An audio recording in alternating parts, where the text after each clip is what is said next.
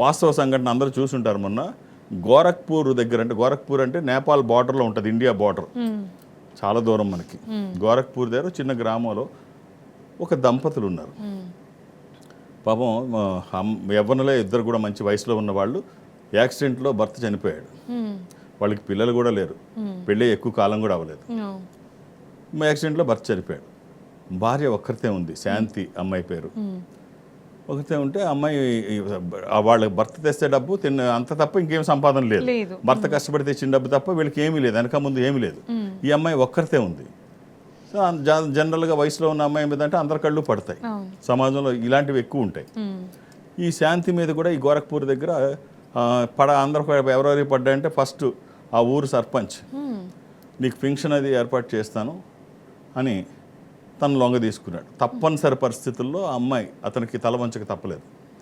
రెండో వాడు death certificate, మూడో వాడు రేషన్ కార్డు, రేషన్ ఇవి ఇలాగా అమ్మాయిని 13 మంది లొంగ తీసుకున్నారు.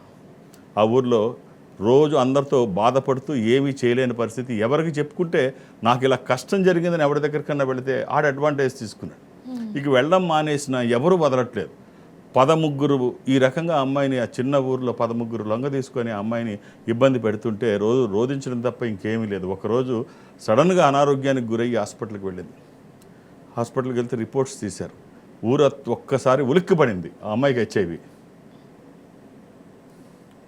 గోరఖ్పూర్ దగ్గర మొన్న రీసెంట్గా జరిగిన సంఘటన. ఊరు ఒక్కసారి ఉలిక్కిపడింది. ఈ 13 కూడా ఒకళ్ళకి తెలియకుండా ఒకళ్ళు వెళ్ళి టెస్ట్ చేసుకోవడానికి వెళ్ళి 13కి కూడా హెచ్ఐవి. అక్కడే కుప్పకూలిపోయారు. కానీ తెలియకుండా వెళ్ళారు. కానీ చిన్న ఊరు కదా, తెలిసిపోతుంది. ఇప్పుడు అక్కడ గోరఖ్పూర్కి పక్కన ఈ మధ్యన ప్రభుత్వ సర్వేల్లో ఇది ఈ జనక్పూరి పక్కన ఏదో ఒక ఊరు ఏంటది, సీతా పేరు మీద వస్తుంది. ఆ ఊరు మొత్తానికి హెచ్ఐవి పాజిటివ్ అంట. సో ఇక ఇప్పుడు మనం మాట్లాడుకున్న దాని పక్క ఊరు కూడా.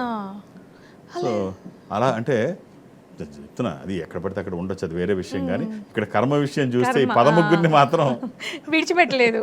వెంటనే ఎమ్మటే వాళ్ళు ఏ స్థాయి వాళ్ళైనా ఎవ్వరూ ఏమి చేయలేకపోవచ్చు.